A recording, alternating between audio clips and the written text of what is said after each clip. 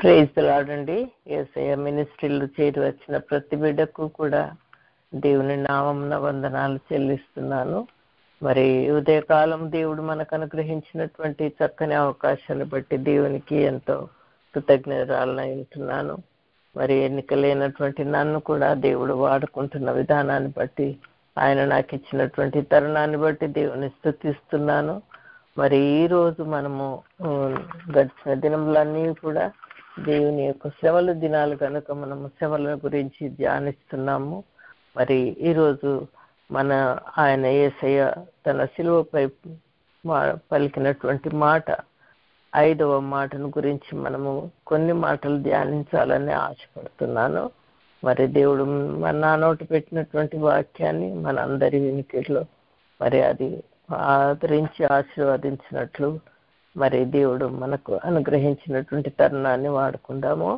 మరి ముఖ్యంగా ఈరోజు ఏంటంటే, నేను దప్పికొని ఉన్నానని వాక్యం సెలవిస్తుంది. మరి దేవుడు పలికినటువంటి వాక్యం అది. కావున ఈ వాక్యమును ఏ విధంగా మనము ఆయన మరి మనకు ఏ విధంగా ఇది పలికినాడో, దేని విషయమై పలికినాడో మనము గ్రహించుకుందామని ఈ యొక్క వాక్య ధ్యానంలోనికి వెళ్తున్నామండి. మరి ఈ యొక్క మాట మనము గమనించినట్లయితే, ఆయన ఎంతో బాధలు, నేను దాహం దప్పికొని ఉన్నాను అనేటువంటి మాట మనము గమనించినట్లయితే, అది యోహాను సువార్త 19వ అధ్యాయము 28వ వచనంలో రాయబడి ఉంటుంది.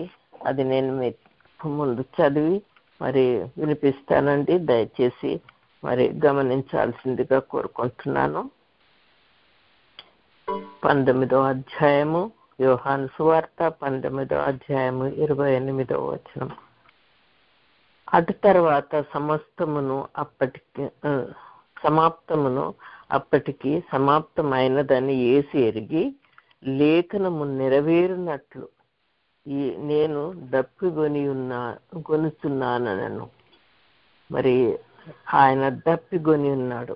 ఈ వాక్యం మనం గమనించినట్లయితే, లేఖనమును మరి అక్కడ లేఖనములు నెరవేరునట్లు అంటే, ఇంతకు క్రీస్తు యేసు శిలువ పైన మరణించక ముందే కొన్ని వేల సంవత్సరాల క్రితమే ఆ యొక్క ప్రవచనాలు రాసినట్లు మనము గమనిస్తున్నాం అన్నమాట.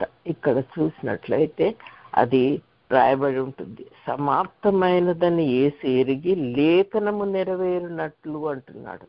లేఖనము నెరవేరునట్లు అంటే ప్రవచనాలు నెరవేరునట్లు. మరి ఆయన దాహం ఉన్నట్లు మనం చూస్తున్నాం. చిరుకతో నిండి ఉన్న ఒక పాత్ర అక్కడ పెట్టి ఉండెను గనక, వారు ఒక స్పంజి చిరకతో నింపి హిస్సోపు పుడకకు తగిలించి ఆయన నోటికి అందించిరి. మరి యేసు ఆ చిరకను పుచ్చుకొని సమాప్తమైనదని చెప్పి తల వంచి ఆత్మను అప్పగించెను. మరి చూడండి, దేవుని యొక్క ఆయన ఎంత దాహం కొని ఉన్నాడు అంటే, ఈ యొక్క దాహము దేవుని ఆయన ఏమంటున్నాడు, నేను దప్పికొని ఉన్నాను అంటున్నాడు. మరి ఈ దప్పి మరి అమితమైనటువంటి బాధ. మనం ఒకసారి దాహము మరి ఈ వేసవి కాలంలో మనం దాహం కొన్నా, మామూలు సమయంలో దాహం కొన్నా ఎంత దాహంగా ఉంటుందండి. మరి యేసయ్య ఆయన పలికినటువంటి మాట ద వర్డ్ ఆఫ్ డిస్ట్రెస్ అని చెప్పుతూ, మరి ఇది అమితమైనటువంటి బాధ లేక దుఃఖంతో కూడినటువంటి సంఘటనల్ని చెప్పుకోవచ్చు. మరి ఆయన యొక్క సఫరింగ్స్ లో, ఆయన శ్రమలలో ఆయన మరి ఉదయం 9 గంటల నుండి మరి 3 గంటల వరకు ఆయన శ్రమ పడుతూనే ఉన్నాడు. కాబట్టి ఆయన వేలాడుతూ మరి ఆ యొక్క శ్రమను అనుభవిస్తూ ఆయన దాహం కొనుటకు మరి అది సహజమైనటువంటి విషయమే. మరి ఇంతకు ముందు కూడా మనం నేర్చుకున్నాం, మనందరికీ తెలిసిన విషయమే. మరి ఫిలిప్పీలకు రాసినటువంటి పత్రికలో రాయబడి ఉంటుంది, యేసు తన తండ్రి యొక్క ప్రణాళికను పరిపూర్ణంగా చేయుటకు ఆయన యేసు పరిపూర్ణ మానవుడుగా మన మధ్య వచ్చి ఉంటున్నాడు అని. మరి పరిపూర్ణమైన దైవత్వం కూడా ఆయనలో ఉన్నట్లు మనం గమనిస్తున్నాం. మానవుడుగా ఆయన ఆయన దప్పికొన్నాడు. మానవుడుగా మనలాంటి వాడు మనిషి ఆయన కూడా. కాబట్టి ఆకలి దప్పులు అనేది మనలో ఉన్నట్టుగానే ఆయనలో కూడా ఉండినాయి అని మనం గ్రహించాలి. మరి శిలువ పైన ఆయన 9 గంటల నుండి మరి మొదలుకొని 3 గంటల వరకు మరి శిలువ పైన ఆయన వేలాడుతూ కొరడా దెబ్బలు తింటూ మరి తన యొక్క రక్తమును చిందిస్తూ మరి తన తలపైన ముళ్ళ కిరీటాన్ని మొత్తబడి మరి ఇవన్నీ కూడా చూస్తే శ్రమలు, మరి ఆయన ఎన్నో శ్రమలు అనుభవిస్తున్నట్లు మనము గమనిస్తున్నాం. ఇవన్నీ శ్రమలు అనుభవిస్తూ మరి ఆయన దాహం కొనుట సామాన్యమైనటువంటి విషయం కాదు. ఎంతో భయంకరమైనటువంటి అది దాహం అని మనం గ్రహించాలి.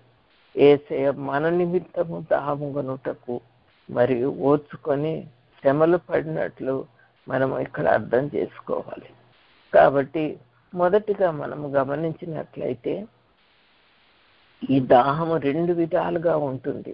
మొదటి దాహం ఏంటంటే ఆయన మానవుడిగా ఉన్నందువలన ఆయనకు దాహము, ఆ శ్రమలు అనుభవిస్తున్నందువలన ఆయనకు దాహము ఉన్నదని చెప్పి మనము గ్రహించాలి. మనకు తెలుసు మనము మానవులుగా ఉండి మనం ఎంత దాహం ఉంటుందో, మరి ఎంత తల్లడిల్లిపోతామో మనకు ఆ విషయం బాగా అనుభవమే.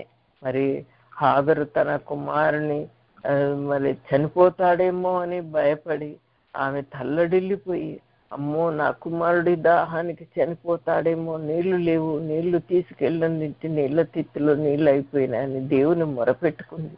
అప్పుడు ఆయన నీటి బుగ్గనిచ్చినట్లు మనం గ్రహిస్తున్నాం. కాబట్టి ఆ దాహం యొక్క మరి తీవ్రత, ఆ దాహం యొక్క మరి ఎంత భయంకరమో మనందరికీ తెలిసిన విషయమే. కాబట్టి యేసు ప్రభువు కూడా ఆయన శిలువ పైన శ్రమ పడుతూ మానవుడుగా, సంపూర్ణ మానవుడుగా మన కొరకు దాహము కొనినట్లు మనము గ్రహించాలి. రెండవ దాహం మనం ఆయన చూసినట్లయితే ఆయన ఆత్మల కొరకైనటువంటి దాహం. మనం ఇక్కడ చూడాల్సింది ముఖ్యంగా ఆత్మల కొరకైనటువంటి దాహం.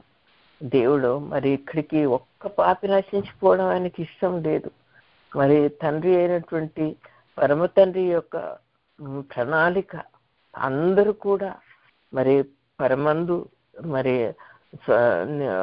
ఇటర్నల్ లైఫ్లో కూడా మరి ఆయన సకాలం ఎప్పటికైనా కూడా ఎల్లకాలం ఆయనతో ఉండాలని ఆయనకున్నటువంటి ఆ యొక్క తపన, ఆయనకున్నటువంటి ఆశ. కాబట్టి ఆయన ఏం చేశాడు, తన ఏకైక కుమారుడు, అద్వితీయ కుమారుని ఈ లోకానికి నరావతారిగా పంపించి మన కొరకు శిలువ పైన వేలాడి మరి ఆత్మలను సంపాదించాలని తన కుమారుని ఇక్కడికి పంపించినాడు. కాబట్టి దేవుడు కూడా తన తండ్రి యొక్క ఆజ్ఞకు, తన తండ్రి యొక్క మరి కోరికకు, తన తండ్రి యొక్క ఉద్దేశమును నెరవేర్చుటకు, ఆయన ఆత్మలను సంపాదించుటకు ఈ రాజ్యానికి వచ్చి దేవుని యొక్క రాజ్యము ఆత్మలను సంపాదించాలనేటువంటి తపన ఆయనలో ఉంది. తండ్రికి ఉన్నటువంటి ఆశను ఆయన నెరవేర్చాలని మరి ఆ దాహము ఆయనలో ఉన్నట్లు మనం గ్రహిస్తున్నాం. మత్తయి సువార్త 15వ అధ్యాయం 6వ వచనం మనందరికీ సుపరిచితమైనటువంటి వచనమే. అది అక్కడ ఏమని రాయబడి ఉంటే, మరి దయచేసి కోమలా ఉంటే దయచేసి అందరికీ తెలుసు ఆ యొక్క వాక్యాన్ని, మరి నేను కూడా చదవగలుగుతాను. కోమలా దయచేసి సిద్ధపడాలని. 5వ అధ్యాయము కొండ మీద ప్రసంగంలో నేను ఈ వాక్యం నేను చదువుతాను. 6వ అధ్యాయం 6వ వచనం చూస్తే యేసు 5:6 మత్తయి సువార్త మత్తయి సువార్త 5:6. నీటి కొరకు ఆకలి దప్పులు గలవారు ధన్యులు, వారు తృప్తిపరచబడుదురు. చూడండి, దేవుడు నీటి కొరకు మనము ఆకలి దప్పులు, మరి ఇక్కడ కూడా ఆయన ఆకలి దప్పుల గురించి మాట్లాడుతున్నాడండి. మనం నీటి కొరకు ఎప్పుడైతే ఆకలి దప్పులు కలిగి ఉంటామో ఆ దాహాన్ని ఆయన తీర్చడానికి ఆయన సిద్ధంగా ఉన్నాడండి. ఆయన మనకు తృప్తిపరుస్తాడంట. తృప్తి అంటే సంపూర్తిగా ఇంకా ఏ కొరత లేకుండా మళ్ళీ తిరిగి అడగకుండా ఆయన తృప్తిపరిచే దేవుడు అని చెప్పి వాక్యం సెలవిస్తుంది మనకు. మరి ఆ యొక్క ఆకలి దప్పులు కలిగి ఉండాలి. ఆత్మ విషయమై మనము ఆకలి దప్పులు గల వారమై ఉండవలసినటువంటి అవసరత ఎంతో ఉంది. ఆ దాహం తీర్చడానికి యేసయ్య ఈ లోకానికి వచ్చినట్లు మనం గ్రహించగలుగుతున్నాం. ఆ విధంగా మరి నిజంగా ఆకలి దప్పులు ఎవరికి కలిగి ఉంటాయంటే మనము యోహాను సువార్త 4వ అధ్యాయంలో మనకు రాయబడి ఉంటున్న రీతిగా మరి చూస్తే అక్కడ మరి ఒక ఉదాహరణ మనకిచ్చినాడండి.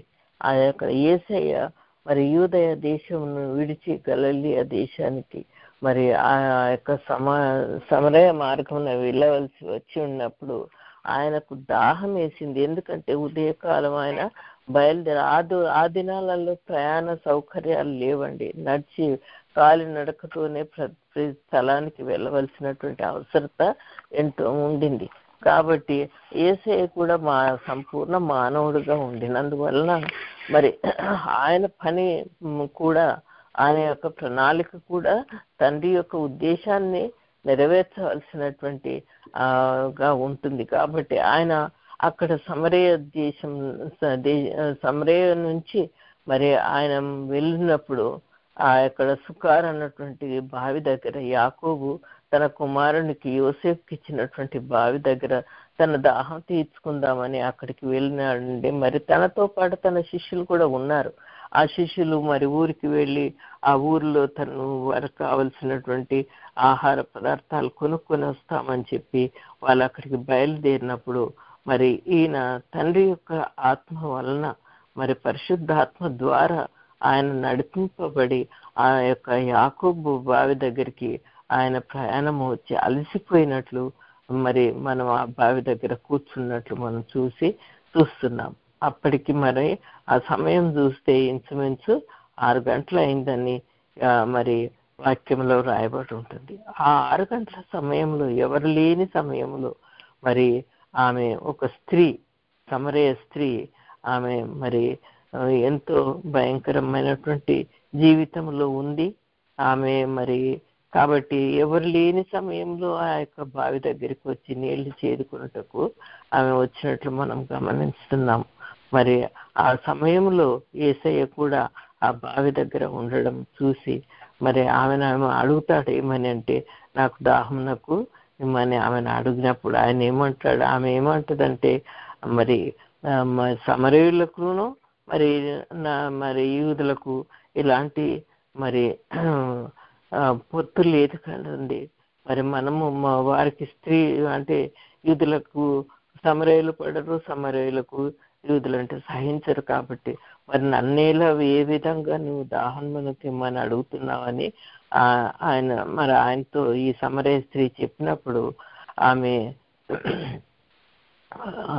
మరి ఇట్లా మన ఇద్దరికి మన యూదులకు కానీ సమరయులకు కానీ ఎలాంటి సాంగత్యం లేదు, ఎందుకు నువ్వు నాతో కానీ యేసయ్య యొక్క దాహము ఆమె గ్రహించలేదు. కాబట్టి ఆ యొక్క దాహం ఏంటి అనంటే మరి ఆయన ఏమంటాడంటే, అందుకు యేసు నీవు దేవుని వరం నాకు దాహమునకిమ్మని నిన్ను అడుగుతున్న వాడెవడో అది ఎరిగి ఉంటే నీవు ఆయనను అడుగుదు, ఆయన నీకు జీవజలమిచ్చునని ఆమెతో చెప్పాను. మరి జీవజలము ఆయన దాహం కొన్నాడు. ఏమి దాహం కొన్నాడంటే ఇతరులకు, మరి సమరయ స్త్రీ లాంటి వారికి, నీకు నాకు దాహం ఇచ్చుటకు, ఆయన జీవజలం ఇచ్చుటకు. మరి జీవజలము అంటే మనము ఏమనుకోవాలంటే ఇంకెన్నడూ కూడా ఆ యొక్క దాహం మనకు కాదు ఆ జీవజలాన్ని మనము తీసుకున్నట్లయితే అని మనం గ్రహించాల్సింది. మరి అప్పుడు ఆమె ఏమంటదంటే ఆ స్త్రీ ఏమంటుంది, సమరయ స్త్రీ, మరి ఈ బావి లోతైనదయ్యా, మరి నేను నేనేం చేదుకోన లేకుండా మరి నేను మీరిచ్చే నీళ్ళు త్రాగుటకు నాకు మరి తోడ్పడండి, సహాయపడండి అని ఆయనను అడుగుతుంది. కానీ ఆమె అప్పటికి ఆయన రక్షకుడని, యేసయ్య తను మరి రక్షించడానికి వచ్చాడని మాత్రం ఆమె గ్రహించదు. ఎందుకంటే ఆమె ఆ సమరయ స్త్రీ మరి ఆయనను ఒక ప్రవక్తగా, మరి ఆయన ఒక మరి మెస్సయ్యగా అనుకుంటుంది. కానీ నిజంగా ఆయన క్రీస్తు అని, ఆయన జీవజలమును ఇచ్చువాడని ఆమె గ్రహించలేదయ్యా. మరి కాబట్టి జీవజలము అనమంటే ఒక స్ప్రింగ్ అన్నమాట. జీవజలము అంటే స్ప్రింగ్. ఆ హాగరుకు మరి తన కుమారుని కొరకు ఏడ్చినప్పుడు ఆమె ఎక్కడ ఏడుస్తుందో అక్కడ దేవుడు ఆమెకు ఒక జీవజలాన్ని అనుగ్రహించాడు. అంటే ఒక స్ప్రింగ్. ఈ రోజు కూడా మనము అక్కడ చూడొచ్చు, అక్కడ నుంచి వచ్చే ఫ్లైట్స్ అన్నిటి నిండా నీళ్లు నింపుకొని వస్తారు. ఆ జీవజలం అనేది, ఆ స్ప్రింగ్ అనేది ఈ రోజు వరకు కూడా ఉంది. అలాగే యేసయ్య ఇచ్చే జీవజలం కూడా మనకు ఏ రోజు కూడా తగ్గిపోదు, అది ఎప్పుడు ఊరుతూనే ఉంటది. ఒక ఊట లాగా జీవజలము అంటే ఒక ఊట అని చెప్పి మనం గ్రహించాలండి. మరి నిజంగా ఆయన ఇచ్చేటువంటి జీవజలము మరి ఈ యొక్క సమరయ స్త్రీ ఎలాంటి పాప జీవితంలో ఉన్నప్పటికీ, ఎలాంటి పరిస్థితుల్లో మనం ఉన్నప్పటికీ, మన స్థితిగతి ఏ విధంగా ఉన్నప్పటికీ, మరి యేసయ్య ఇచ్చే జీవజలాన్ని మనము పుచ్చుకున్నట్లయితే, మరి మనము ఆత్మవిషయమై ఆకలి తప్పులు గలవారమైతే ఆయన ఆ జీవజలాన్ని మనకి ఇవ్వడానికి ఎంతో సిద్ధంగా ఉన్నాడండి. మరి ఆ విధంగా మరి ఇక్కడ ఏమంటాడంటే 4వ అధ్యాయము యోహాను సువార్త 13వ వచనం చూస్తే, ఈ నీళ్లు త్రాగు ప్రతి వాడు మరలా దప్పికొనును అంటాడు. మరి అందుకు యేసయ్య ఏమంటాడంటే, ఇక్కడ ఈ నీళ్లు మనము మామూలుగా ప్రతిరోజు తాగే నీళ్లు తాగినప్పుడు ప్రతి ఒక్కడు కూడా దాహం కొంటాడు అని చెప్పి, మళ్ళీ మళ్ళీ దాహం కొంటాడని దేవుడు వాక్యం. నేనిచ్చి నీళ్లు త్రాగువాడు ఎప్పుడు కూడా దప్పికొనడు, అది ఒక ఊట. కాబట్టి అందుకనే జీవజలము అన్నట్టున్నాడు.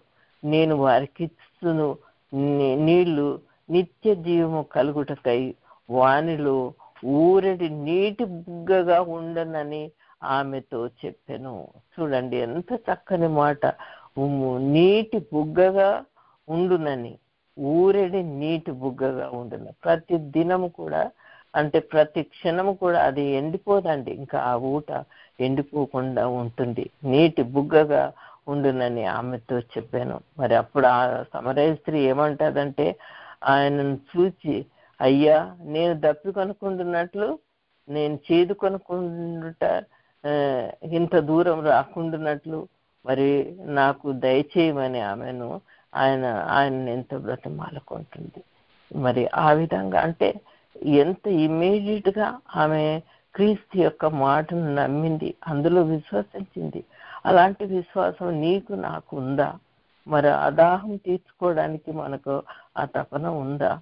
కాబట్టి మనం కూడా సమరయ స్త్రీ వలె మరి యేసును అడగాలి, అయ్యా నేను దప్పికొనకుండానట్లు మరి నీ యొక్క నీతి మార్గాల్లో నడుచుకున్నట్టుకు మరి నేను ఎప్పుడు కూడా దప్పికొనకున్నట్లు నాకు నీళ్ళు ఇవ్వమని మరి మనం కూడా ఆ సమరయ స్త్రీ వల్ల అడగాల్సినటువంటి అవసరత ఎంతో ఉంది.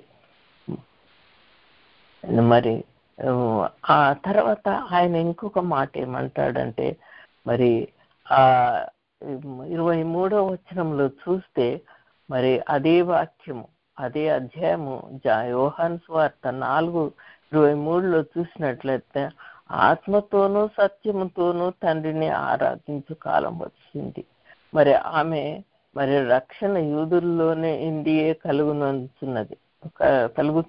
అయితే యథార్థముగా ఆరాధించువారు ఆత్మతోనూ సత్యముతోనూ ఆరాధించు కాలము వచ్చుతున్నది, అది ఇప్పుడే వచ్చి ఉన్నది. తను ఆరాధించువారు అట్టివారే కావాలనని తండ్రి కోరుకుంటున్నాడు. మరి తండ్రిని మహిమపరచడానికి మరి ఆయన కోరుకునేటువంటి ఆ యొక్క విషయము ఆ యొక్క సమరయ స్త్రీకి ఆమెకు బోధిస్తున్నట్లు ఇక్కడ మనం చూస్తున్నాం. మరి మనం కూడా ఆయనను యథార్థంగా మరి ఆయన ఆత్మతో సత్యంతో మనము ఆరాధించాలి. మరి అది ఆమె ఏమంటుందంటే, సమరయ స్త్రీ ఏమంటుందంటే, మెస్సయ్య వచ్చినప్పుడు అప్పుడే అనుకుంటుంది, కానీ ఆయన నిజంగా అక్కడే ఉన్నాడు, ప్రస్తుతం నీ దగ్గరే ఉన్నాడు అనేటువంటి సత్యాన్ని ఆమె గ్రహించలేదు. కాబట్టి మనము యేసయ్య మన మధ్యలో ఉన్నాడు, ఇప్పుడు కూడా మనతో ఉన్నాడు. కాబట్టి మనం కూడా సత్యముతోనూ మరి ఆ తండ్రిని ఆరాధించాలి. సత్యంతో మరి యథార్థంగా ఆయనను ఆరాధించే వారంగా ఉండాలని వాక్యంలో మనము గ్రహించాలి. మనకు ఇక్కడ ఒక పాఠము దేవుడు సమరయ స్త్రీ ద్వారా నేర్పిస్తున్నాడు.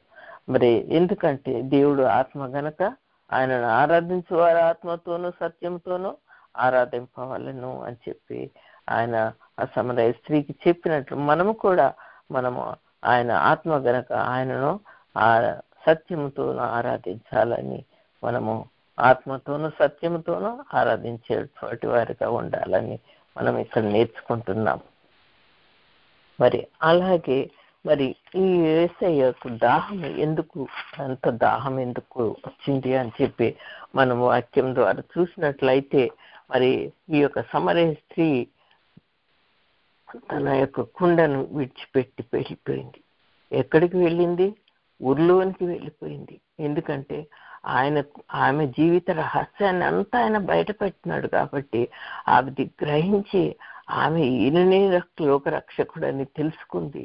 వెంటనే వెళ్ళి ఆ ఊర్లకు ఆ కుండను వదిలిపెట్టి, ఆ పాప జీవితాన్ని వదిలిపెట్టి ఆమె తన కుండను బావి దగ్గరనే ఆ నీళ్ళ దగ్గర విడిచిపెట్టేసి మరి ఆమె వెళ్ళి మరి ఆమెతో ఆ ఊరిలో వెళ్ళి ఆమె చెప్తుంది ఏమంటే, మరి ఈయన ఇవన్నీ నాతో చెప్పినాడు, నా యొక్క రహస్య జీవితాన్ని ఆయన బయలుపరిచినాడు, మరి ఈయన క్రీస్తు అని ఆ ఊర్లో ఉన్న వాళ్ళందరితో చెప్పిందనమాట. వారు ఊర్లో నుండి బయలుదేరి ఆయన యుద్ధకు వచ్చారు. వారందరినీ ఊర్లో ఉన్న ప్రతి ఒక్కరిని కూడా ఆయన విషయమే సాక్ష్యం ఇచ్చింది. ఆమె సాక్ష్యం ఇచ్చి తనను తీసుకొని వచ్చింది. ఒక రకంగా చూస్తే నిజంగా యేసయ్యకున్నటువంటి దాహం, యేసయ్యకున్నటువంటి ఆత్మల దాహాన్ని ఆమె తీర్చినట్లు మనం గమనించాలి. ఎందుకంటే తనకు కలిగినటువంటి ఆ యొక్క ఆశ్చర్య కార్యాన్ని, ఆయన చెప్పినటువంటి మాటలు ఆమె విశ్వసించి ఊరిలోనికి వెళ్ళి, మరి ఆ సమరయులకు యూదులకి ఎలాంటి సాంగత్యం లేదు, కానీ ఈమె మరి అక్కడికి వెళ్ళి ఆ ఊరిలో ఉన్న వారిని కూడా బయలుదేరి ఆయన తీసుకొని వచ్చినట్లు మనం ఇక్కడ గమనిస్తున్నాం. మరి అంత మాత్రమే కాదు, ఈ యొక్క శిష్యులు కూడా భోజనము తీసుకురావడానికని ఆ ఊరిలోకి వెళ్ళినప్పుడు మరి ఆ భోజనాన్ని యెహోవా యేసుక్రీస్తుకు వారు మరి ఇస్తున్నప్పుడు ఆయన ఏమంటాడంటే, నేను మరి నా ఆకలి తప్పులు ఇవి కాదండి, మరి నేను యెహోవా దేవుడు నాకు ఇచ్చినటువంటి ఆ యొక్క ఆకలి దప్పులకు తీర్చటకే నేను ఇక్కడికి వచ్చి ఉంటున్నానని చెప్పి ఆ శిష్యులతో కూడా చెప్పడం జరుగుతుంది. కాబట్టి మనము ఆ యొక్క సమరయ స్త్రీ వలన మరి ఎంత భయంకరమైనటువంటి పరిస్థితుల బిడ్డ ఉన్నప్పటికీ ఆమె క్రీస్తును అంగీకరించి జీవజలమును ఆమె తీసుకొని ఇక ఎన్నటికీ దాహము కాకుండా ఉండుటకు మరి ఆమె ఈ యొక్క రహస్యాన్ని మరి ఆ ఊరిలో ఉన్నటువంటి సమరయులందరికీ కూడా మరి పంచిపెట్టుటకు వెళ్ళిందనమాట. మరి ఆయన ఏమంటాడు, శిష్యులు ఎప్పుడైతే యేసయ్యకు మరి ఆహారం పుచ్చుకున్నట్టు చెప్పినారో ఆయన ఏమంటాడంటే, ఆయన పని తుదమెట్టించే వరకు మరి నాకు ఆహారం అయినది, ఆయన పని చివరి వరకు చేయటకే అదే నాకు ఆహారం అని యేసయ్య శిష్యులతో చెప్పడం జరుగుతుంది. అంటే ఆయనకున్నటువంటి దాహము, ఆయనకున్నటువంటి తపన, ఆయనకున్నటువంటి మరి దప్పి అది అని గ్రహించాలి. తండ్రి యొక్క మరి తుదముట్టించే వరకు మరి తండ్రి యొక్క పని చేయాలని ఆయన యొక్క మరి ఉద్దేశమై ఉంటుంది. మరి ఇంకొకటి 39వ వచనం, అదే అధ్యాయం 39వ వచనంలో చూస్తే, నేను చేసినవన్నీ నాతో చెప్పానని సాక్ష్యం ఇచ్చి మీ ఇచ్చిన స్త్రీ యొక్క మాటను బట్టి, ఆ యొక్క సమరయ స్త్రీ యొక్క మాటను బట్టి ఆ ఊరిలోని మరి సమరయులలో అనేకులు ఆయన యందు విశ్వాసం ఉంచిరి. మరి నిజంగా చూసినట్లయితే ఇక్కడ ఆ సమరయ స్త్రీ మరి ఆ యొక్క ఊరిలో ఉన్నటువంటి అనేకులు ఆయన యందు విశ్వాసం ఉంచినారు. మరి యెహోవా యేసయ్య యొక్క తపన, ఆయనకున్నటువంటి దాహము ఆమె తీర్చి ఉంటుంది. మరి ఆయన కోరికను కూడా మరి నెరవేర్చింది. ఆ యొక్క జీవజలము ఇవ్వటం ద్వారానే చూడు ఎంతో మంది కూడా ఆయన యందు విశ్వసించి ఉంటున్నారు.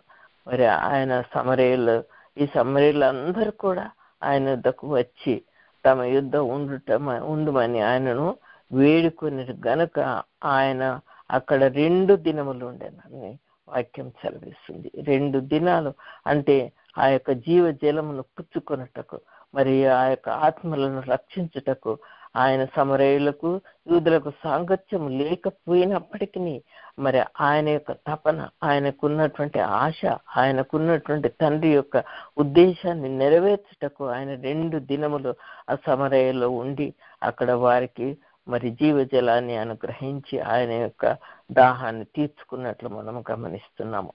మరి ఆయన మాటలు వినినందున ఇంకా అనేకులు నమ్మి ఆ స్త్రీని చూచి, ఇక మీదట నీవు చెప్పిన మాటను బట్టి నమ్ము, మా మటుకు మేము విని ఈయన నిజముగా లోకరక్షకుడని తెలుసుకున్నామనేది. నిజంగా చూడండి, ఆయన మానవుడుగా లోకానికి వచ్చాడు, కానీ ఆయనలో ఉన్న దైవత్వము, ఆయనలో ఉన్నటువంటి మరి ఆ యొక్క తండ్రి యొక్క దైవత్వాన్ని వాళ్ళు గుర్తెరిగినారు. మరి మా మటుకు మేము విని ఈయన నిజముగా లోకరక్షకుడని తెలుసుకొని అన్నారని ఆ ఊర్లో ఉన్నట్టు సమరయులందరూ కూడా ఆ యొక్క వాక్యం ద్వారా, ఆయన చెప్పిన బోధ ద్వారా మరి వారు విని ఆయన యందు విశ్వాసం ఉంచినట్లు, మరి ఈ విధంగా ఆయనకున్నటువంటి దాహాన్ని ఆయన తీర్చినట్లు మనము గమనిస్తున్నాం. ఆయనలో రాజ్య వ్యాప్తి కొరకు మరి ఆయన ఆ యొక్క సమరయ స్త్రీకి ఒక్కదానికి జీవజలం ఇచ్చినట్లయితే మరి అనేకులు కూడా ఆయన యందు విశ్వాసం ఉంచినట్లు మరి వాక్యం సెలవిస్తుంది. మరి ఈ ప్రవచనాలు నెరవేర్చుటకు మరి ఆయన ఈ విధంగా చేసినాడని వాక్యంలో రాయబడి ఉంటుంది. ఈ ప్రవచనాలు మనం చూసినట్లయితే కీర్తనలు, దయచేసి కోమల కీర్తనలు 42 మొదటి 2 వచనాలు దయచేసి చదువు. కీర్తనలు అంటే ఇవి యేసుక్రీస్తు శిలువ పైన మరణించక ముందే అనేకమైన సంవత్సరాల క్రితం మరి ప్రవచనాల ద్వారా, ప్రవక్తల ద్వారా దేవుడు రాయించినటువంటి మాటలు ఇవి. అవి ఇప్పుడు యేసయ్య శిలువ మీద తను శ్రమపడి వాటిని మరి ప్రవచనాలు నెరవేర్చినట్లు మనం గమనిస్తున్నాం. కీర్తనలు 42 మొదటి 2 వచనాలు దయచేస్తారు. దుప్పి నీటి వాగుల కొరకు ఆశపడినట్లు దేవా నీ కొరకు నా ప్రాణము ఆశపడుచున్నది. నా ప్రాణము దేవుని కొరకు తృష్ణగొనుచున్నది, జీవము గల దేవుని కొరకు తృష్ణగొనుచున్నది. చూడండి, మరి ఆ విధంగా దావీదు మహారాజు ఏమంటాడండి, తృష్ణగొనుచుంది అంటే నిజంగా మనం అందరం కూడా ఆ దాహం కొరకు తృష్ణగొని ఉండాలని చెప్పి ఆ ప్రవచనాలు మరి యేసయ్య యొక్క దప్పి ద్వారా మనం గ్రహించాల్సిన అవసరత ఉంటుంది. అదే విధంగా అదే కీర్తనల గ్రంథం 63వ అధ్యాయము 2వ వచనం దయచేస్తాడమ్మా. కీర్తనల గ్రంథము 63 2వ వచనం.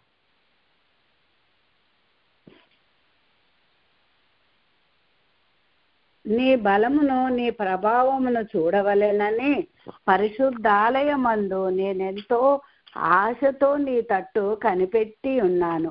నీళ్లు లేక ఎండి ఉన్న దేశమందు నా ప్రాణము నీ కొరకు తృష్ణగొని ఉన్నది. నీ మీది ఆశ చేత నిన్ను చూడవలెనని నా శరీరము కృషించుచున్నది. చూడండి ఎంతో దాహముగా ఉన్నట్లు ఇక్కడ కూడా ఆ దాహం గురించి ఎంతో చక్కగా రాయబడ. అలాంటి దాహము మరి మనం కలిగి ఉంటున్నామా? అది మనం ప్రశ్నించుకోవాలి. దేవుడు మనకు ఒక సవాల్ వేస్తున్నాడు, విసురుతున్నాడు. అలాంటి దాహము మనం కలిగి ఉన్నామా? లేకపోతే ఈ లోక భోగాలతో మరి తృప్తి పడుతున్నామా?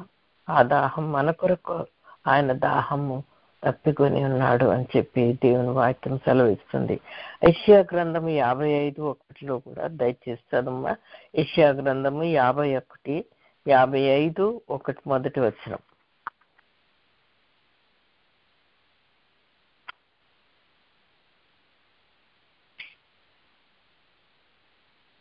దప్పికొనిన వారలారా నీళ్ల యొద్దకు రండి, రూకలు లేని వారలారా మీరు వచ్చి కొని భోజనము చేయుడి. రండి, రూకలు లేకపోయినను ఏమీయూ నీయకయే ద్రాక్షారసమును పాలను కొనుడి. చూడండి ఇది ఇక్కడ ఎంత ఉచితముగా ఇచ్చినటువంటి రక్షణ. మరి ఆ సమరయ గ్రామంలో వెళ్తుండగా మరి శిష్యులేమో భోజనాన్ని కొరకు రూకలు తీసుకొని భోజనం కొనడానికి వెళ్ళినారు. కానీ మరి యేసయ్యను మనం నమ్ముకున్నట్లయితే ఆయన ఉచితముగా మనకు సమస్తం అనుగ్రహిస్తాడు అని చెప్పి వాక్యం సెలవిస్తుంది. కాబట్టి ఇలాంటి ఉచితమైనటువంటి రక్షణ మనము పొందుకోవాలని దేవుడు ఎంతగానో ఆశిస్తున్నాడండి. ఆ దాని గురించి ఆయన దప్పికొని ఉన్నాను అని చెప్పి వాక్యం సెలవిస్తుంది. ఆయనకున్నటువంటి దాహము, ఆయనకున్నటువంటి దప్పి మరి మనం తీర్చాలి. మనం ఆయనను అంగీకరించినట్లయితే, ఆయన ఎందుకు విశ్వసించినట్లయితే ఆయన యొక్క దాహాన్ని తీర్చే వాళ్ళంగా అవుతాము. సమరయ స్త్రీ ఆయన దాహాన్ని తీర్చింది. కాబట్టి ఆ ఊరిలో ఉన్న వారందరినీ కూడా ఆయన నిజముగా ఆయన రక్షకుడు అని వాళ్ళందరూ గ్రహించినారు. మనకు ఎన్నో చిన్ననాటి నుండి మనం వింటూ ఉన్నాం, కానీ మనం నిజంగా ఆయన రక్షకుడని మనము ఆహ్వానిస్తున్నామా, విశ్వసిస్తున్నామా? ఒక ప్రశ్న మనం వేసుకోవాల్సిన అవసరత ఎంతగానో ఉంటుంది. మరి అలాగే మరి దయచేసి ప్రకటన గ్రంథంలో దేవుడు ఒక మరి మంచి వాగ్దానం మనకిస్తున్నాడండి. ఎవరైతే ఆయనను ప్రకటన గ్రంథము 7వ అధ్యాయము మరి 21-26 వచనం దయచేసి చదవండి. ప్రకటన గ్రంథము 21-26 మరి ఆయన అక్కడ ఏమంటున్నాడంటే, మరి ఎవరికైతే తప్పికొని మరి ఉన్నారో వారికి జీవజలంలా బుగ్గ నీళ్ళలో లోని జీవజలమును నేను ఉచితముగా అనుగ్రహిస్తానంటున్నాడు. ప్రకటన గ్రంథము 21వ అధ్యాయము 6వ వచనం దయచేసి చదవమ్మా. మరియు ఆయన నాతో ఇట్లా నేను సమాప్తమైనవి, నేనే అల్ఫయు ఒమేగయు అనగా ఆదియు అంతమునై ఉన్నవాడను. దప్పిగొను వానికి జీవజలముల బుగ్గలోని జలమును నేను ఉచితముగా అనుగ్రహించును. చూడండి, ఉచితముగా ఎవరైతే దప్పికొని ఉంటారో, ఎవరైతే ఆయన యందు విశ్వసిస్తారో, ఎవరైతే ఆ యొక్క జీవజలాన్ని కోరుకుంటారో, ఆ నీటి బుగ్గలో నుండి జీవజలము నేను మీకు ఉచితముగా అనుగ్రహించును అంటున్నాడు. ఉచితముగా ఏమి డబ్బులు మనం పెట్టాల్సిన అవసరం లేదండి. మరి శిష్యులైతే ఆహారం కొనుక్కోవడానికి వెలకు ఇచ్చి కొనుక్కోవడానికి వెళ్ళినారు. కానీ ఇక్కడ మనము ఆయన ఎవరైతే మనము ఆ దప్పి కొరకు మనం తపన పడతామో, ఆ దప్పి తీర్చుకోవాలని అనుకుంటామో, ఆయన జీవజలమును నీటి బుగ్గలో నుండి జీవజలాన్ని మనకు ఆయన ఉచితముగా అనుగ్రహిస్తానని దేవుని వాక్యం సెలవిస్తుంది. కాబట్టి మనము ఆ ఉచితమైనటువంటి మరి జలాన్ని పొందుకోవడానికి సిద్ధమేనా అని దేవుడు మనల్ని అడుగుతుంటున్నాడండి. అదే వాక్యంలో అదే అధ్యాయంలో 22:17 వచనం దయచేసి చదవండి. 22వ అధ్యాయము 17వ వచనం. ఆత్మయు పెళ్లి కుమార్తెయు రమ్ము అని చెప్పుచున్నారు, వినువాడు రమ్ము అని చెప్పవలెను. దప్పికొనిన వానిని రానిమ్ము, ఇచ్చయించు వానిని జీవజలమును ఉచితముగా పుచ్చుకొననిమ్ము. చూడండి, ఎంతో చక్కగా ఆహ్వానిస్తున్నాడు ఆయన మనల్ని. ఆహ్వానిస్తున్నట్లు మనం ఇక్కడ జీవజలమును ఉచితముగా పుచ్చుకొనవచ్చును అంటున్నాడు. మరి ఎవరు అంత ఉచితముగా మనం ఏం వెల పెట్టి కొనాల్సిన, రుణాలు ఇచ్చి కొనాల్సినటువంటి అవసరం లేదండి. ఒక్కటే ఒక విషయం ఏంటంటే మనం విశ్వసించాలి. అదే ఆయన దాహాన్ని తీర్చినట్లుగా మనము అవుతామండి. కాబట్టి ఉచితంగా మనము ఆ యొక్క రక్షణ పొందుకోవాలి. మరి ఆ జీవజలాన్ని మనము పొందుకోవాలి. ఆ జీవజలము మనకు దేవుడు అనుగ్రహిస్తున్నాడు. మరి అదే అధ్యాయంలో చూసినట్లయితే అదే వాక్యం ప్రకటన గ్రంథము 7వ అధ్యాయము 16వ వచనం దయచేసి చదవండి.